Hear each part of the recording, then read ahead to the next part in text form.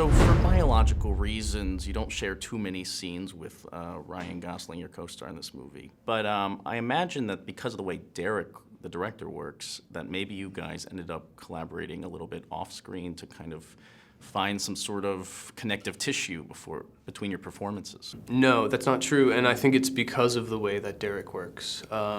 He works in a way that he wants to create an absolute reality, right? And my reality is I've never met him. I want to meet him. I want to find out who he is, what he's like, and I go to great lengths to find that out. So the day I got there was the day Ryan left. You know, and here's this person that in real life I have immense amount of respect for. I want to meet him. I want to know what he's like. I want to know how he works. And I think that would probably make me a better person. And I can't. So it fueled my performance not meeting him. That's great. Then what are the other avenues that Derek creates that reality for you, that you're kind of living the movie as well? On and off screen? Especially my part of the movie, we filmed it in the town it's taking place, at the time it's taking place. In scenes like in which I'm robbing a store, he'll hire the person that actually runs the shop to sit behind the counter. And if they see me robbing the store, then we have to go again. You know, like I have to actually rob it.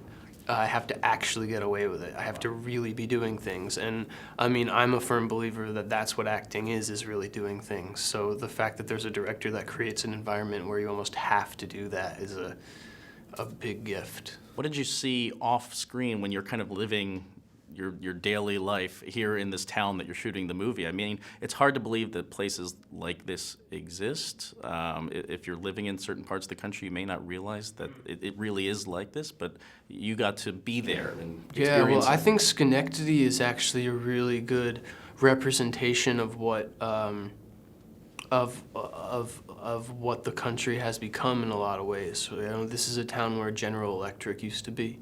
They left and lost 65,000 jobs overnight. And also when Giuliani was cleaning up New York City, a lot of the homeless people and drug addicts found their way to Schenectady, New York. So it's filled with a lot of unemployed people and a lot of very down and out people. And consequently, what I saw was the youth of Schenectady all finds a way to protect themselves. They have some way to protect themselves, whether that's the way they dress or the way they walk or how they act and interact with people. It's a very unsafe place. So they put on this front in order to protect themselves. That's fascinating. And, you know, your character goes through so much mental, physical turmoil over the course of this movie. And I've seen you give other performances in smaller, independent-type films. I saw you in Kill Your Darlings at Sundance, where you seem to be wrestling these intimate issues that are really complex.